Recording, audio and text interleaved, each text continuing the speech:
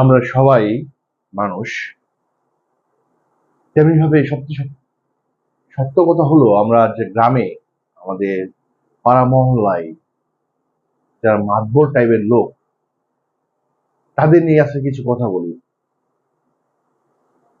সবাইকে আমি ব্যক্তিগতভাবে অনুরোধ করবো যার গায়ে মাখবেন না কথাগুলো। আমার বাস্তব অভিজ্ঞতা শুধু আমি সহযোগিতা করছি আপনাদের সাথে।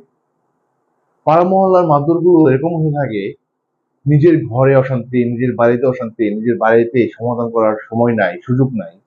কিন্তু সেই লোকগুলোই দেখবেন অন্যের বাড়ির সমস্যা সমাধানের জন্য কত উৎসাহ।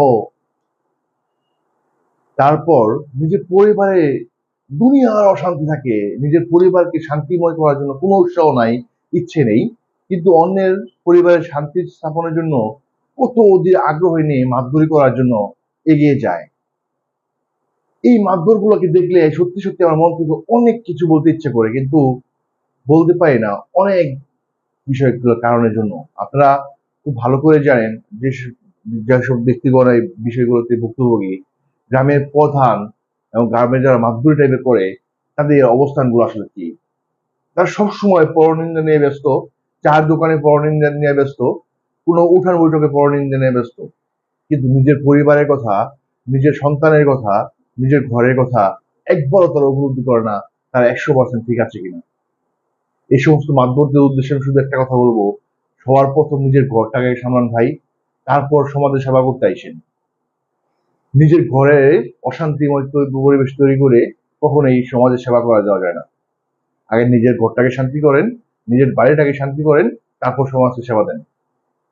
মানুষের সামনে উদার হয়ে কোনো লাভ নেই যদি আপনার ঘর এবং আপনার বাড়ি ঠিক না থাকে। সবাইকে অনুরোধ করবো যারা এর ভুক্তভোগী আছেন তারা অবশ্যই ভিডিওটা শেয়ার করবেন যেন ওই সমস্ত মাতবরদের কাছে যায় যে সমস্ত মাতবররা এরকম মাতবরি করে জীবনে। আমি জানি না আমার ভাষা কি কঠিন হয়ে গেছে কিনা, কিন্তু আমি সত্যি কথা বলতে এটা আমার কাছে খুব খারাপ লাগে যে সমস্ত মাতবররা তাদের মাতবরি করে কিন্তু নিজের ঘর নিজের বাড়ির কোনো মাতবরি নাই, পরের ঘরে পরের বাড়িতে মাতবরি করতে যে বেশি উৎসাহিত হয়। রাত 12টা না 1টা পর্যন্ত সার্ভিস দেয় পরের বাড়িতে যেয়ে।